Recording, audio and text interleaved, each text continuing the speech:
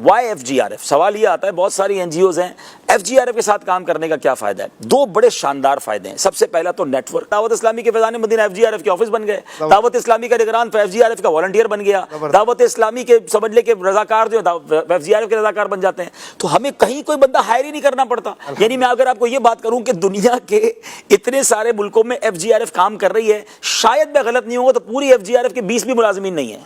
اچھا، جو پیڈ ہوں، یعنی پورے ایف جی آر ایف کا نظام چلانے کے لیے دنیا میں شاید 20 لوگوں کی بھی اب سیلری نہیں دے رہے۔ ماشاءاللہ، اب اتنا بڑا غریبوں تک پہنچ رہا ہے، یعنی سارا پیسہ جو ہے وہ آپ کا جو جہاں خرچ کر رہے ہیں وہاں پہنچ رہا ہے۔ Number 1 point. دوسری جو ایف جی آر ایف کی جو خوبصورتی ہے کہ ایف جی آر ایف کا جتنا بھی کام ہے وہ مفتیان کرام کی شرعی رہنمائی کے بعد ہوتا ہے۔ اشفاق بھائی، میں آپ کو ایک مزے کی بات بتاؤں، مزے کی بات بھی اور مشکل بات بھی بتاؤں۔ جب مجھے ایف جی آر ایف کی ذمہ داری ملی نا تو میں سب سے پہلے دارالفتہ گیا، اور ہمیں سکھایا ہی جاتا ہے کہ نیا کام ہے تو پہلے شرعی رہنمائی لے۔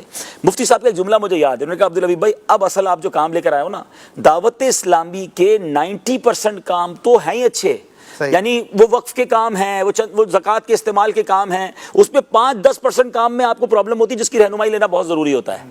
اور ایف جی آر ایف کے جو کام ہیں وہ 90% کام وہ ہیں کہ جس میں بہت سارے مسائل آئیں گے کہ چندے کا صحیح استعمال صحیح ہوگا کہ نہیں ہوگا، زکوٰۃ کے پیسے کس کو دینے ہیں، کہاں خرچ ہو سکتے ہیں، کہاں نہیں ہو سکتے، لوگوں کے امیر ہیں نا، پیسے بانٹنے، سامان بانٹنا ہے، بہت سارے کرپشنز کے معاملات ہو سکتے ہیں۔ تو اب اس پر ہمیں رہنمائی لے کر چلنا، اور یقین کریں روزانہ ہی ہمارے پاس کئی سوال ہوتے ہیں مفتیان کرام سے پوچھنے کے لیے، روز کی بنیاد پر۔ 2 سال ہو گئے نا، اب بھی یہ سوال ختم نہیں ہوئے، روز نئی سچویشن آتی ہے، روز نیا سوال کرتے ہیں، روز نیا جواب ہمیں مل رہا ہوتا ہے۔ تو اتنا الحمدللہ ہمارا پورا گروپ بنا ہوا شرعی رہنمائی ایف جی آر ایف۔ ہمارے ذمہ داران ہمیں سوال کرتے ہیں، اس گروپ میں ڈالتے ہیں، وہاں سے جواب ملتا ہے، پھر کہتے ہیں یہ کرنا ہے یہ نہیں کرنا ہے، کیونکہ عوام کے پیسے کا پراپر استعمال۔ اور تیسرا کہ آپ کی امداد جو ہے وہ پراپر جگہ پر مستحق تک بڑے اوتھنٹک انداز میں پہنچتی ہے۔ اچھا ہاں، چوتھا بھی لے لیں، وہ اس سب سے خوبصورت پوائنٹ ویسے ختم نہیں ہوگا، ایک چوتھا اس سے زیادہ خوبصورت ہے، Y F G R F. ہم صرف راشن، صرف ویلفیئر کا کام نہیں کرتے، الحمدللہ ہم ان کو ویلفیئر کرنے کے بعد ان کو نمازی بھی بناتے ہیں،